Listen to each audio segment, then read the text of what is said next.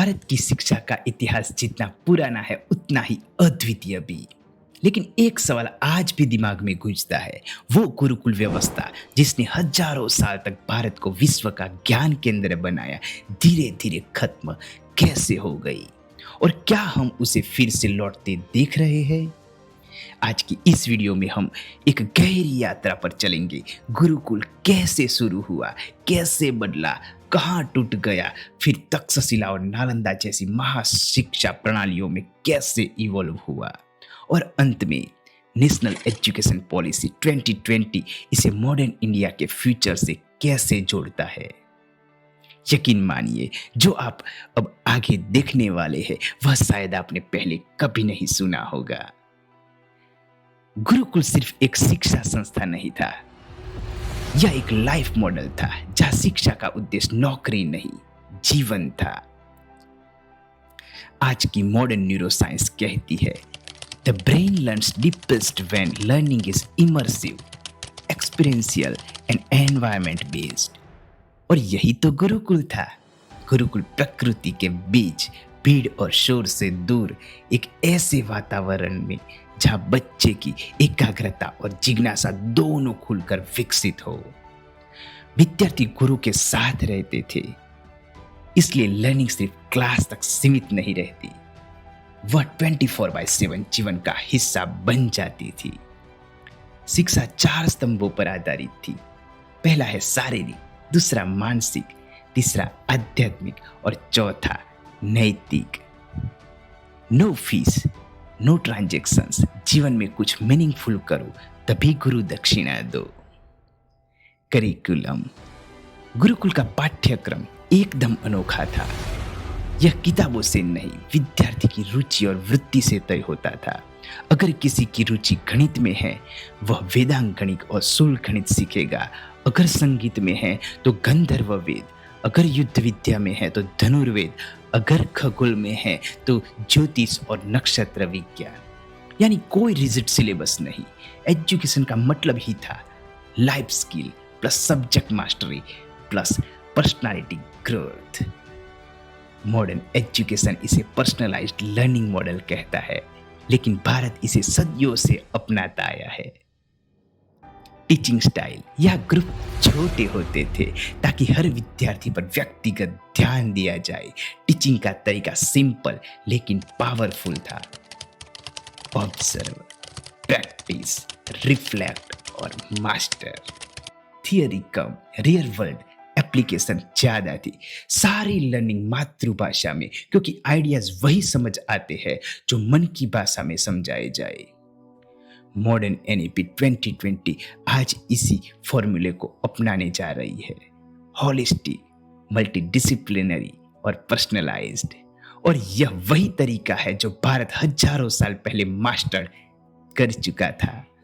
आज दुनिया फिनलैंड और स्कैंडिनेवियन देशों की शिक्षा को दुनिया का सबसे श्रेष्ठ मॉडल मानती है, जहां छोटे batch, personalised learning, practical exposure और stress free environment core principle है। लेकिन सच तो यह है कि इन देशों की मॉडर्न शिक्षा ठीक उसी फिलोसॉफी पर आधारित है जिसे भारत ने गुरुकुल व्यवस्था में हजारों साल पहले लागू कर दिया था। जिस मॉडल को आज दुनिया वर्ल्ड क्लास मानती है, वह भारत की ही देन थी और अब फिर से हमारे फ्यूचर का हिस्सा बन रही है।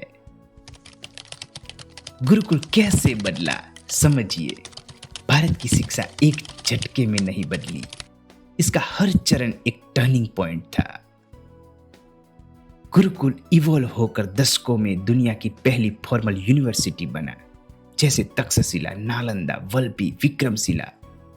गुरुकुल का सोल वही रहा, फॉर्मेट बहुत बड़ा हो गया। मेडिवल इंडिया में विदेशी आक्रमण, सत्ता में अस्थिरता, धार्मिक राजनीतिक दखल, इन सब ने इंडिजिनियस शिक्षा प्रणाली को कमजोर कर दिया। 1835 में मैकॉले ने ब्रिटिश पार्लियामेंट में अपना प्रसिद्ध मिनट ऑन इंडियन एजुकेशन पेश किया। उन्होंने कहा, traditional Indian learning is of no practical use. और ब्रिटिश एमपीज के सामने कहा, an English educated Indian can mentally control millions. इसका उद्देश्य स्पष्ट था, भारत की पूरी शिक्षा प्रणाली को अपरूट कर देना। इसके बाद इम्पोज हुआ English medium, clerical education, exam based structure, memory driven syllabus. यहां थोड़ा रुकिए। क्या आपको लगता है कि यह परिवर्तन सिर्फ भारत की शिक्षा के लिए नुकसानदेह था या कहीं इसका कोई हिडन एजेंडा था?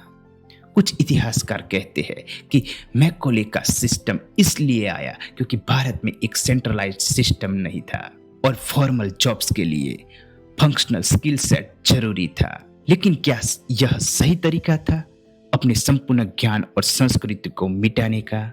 भारत आजाद हुआ लेकिन शिक्षा नहीं।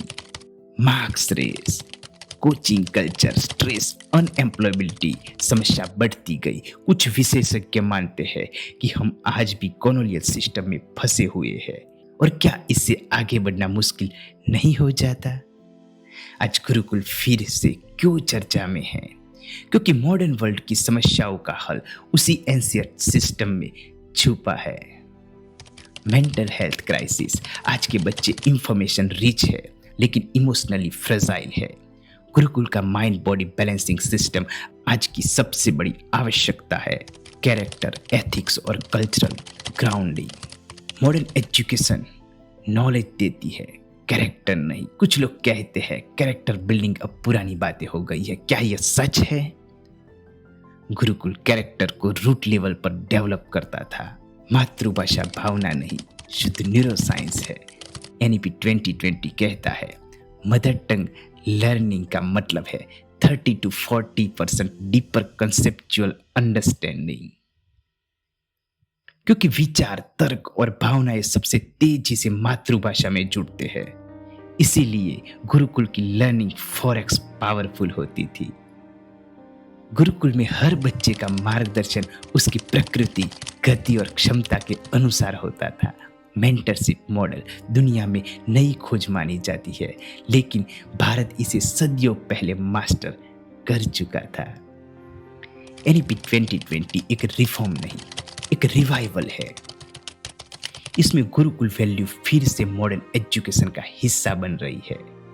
5+3+3+4 learning stages, play based learning, yoga, meditations, arts, Vedic maths, multidisciplinary approach, skill plus research based learning, mother tongue medium, mentorship plus peer learning. लेकिन कुछ आलोचकों का कहना है कि एनईपी 2020 सिर्फ शब्दों तक सीमित है और ग्राउंड लेवल पर इसे लागू करना बहुत मुश्किल है।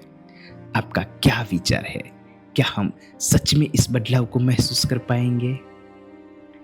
भारत की भावी शिक्षा 3 पिलर पर खड़ी होगी।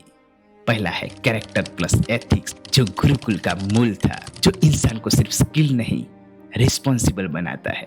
दूसरा है एआई, डिजिटल स्किल और रिसर्च, जो ग्लोबल कंपटीशन की कुंजी है। तीसरा है local culture plus global perspective, जड़ें मजबूत हो तो उड़ान ऊंची होती है। गुरुकुल का लक्ष्य सरल था, ऐसा मनुष्य तैयार करो जो संतुलित हो, सक्षम हो और संवेदनशील हो। कहाँ छुपा है आज की शिक्षा का असली समाधान? शायद भारत के अतीत में। भारत जब अपने अतीत की शक्ति को पहचानता है तो उसका भविष्य खुद ब खुद उजाला बन जाता है। गुरुकुल कोई पुरानी कहानी नहीं, यह आने वाली शिक्षा क्रांति की सबसे मजबूत नींव है। मैं हूँ एनजे और आप देख रहे हैं मिस्टिक भारत विद एनजे, जहाँ इतिहास सिर्फ बताया नहीं जाता, समझा भी जाता है, महसूस भी किया जाता है और जिया भी जाता है। आपकी राय क्या है? क्या हम सचमुच गुरुकुल व्यवस्था को फिर से हमारे स्कूलों में देखेंगे? एनईपी 2020 क्या वास्तव में बदलाव ला पाएगा? नीचे कमेंट्स में जरूर अपनी सोच साझा करें। जय हिंद।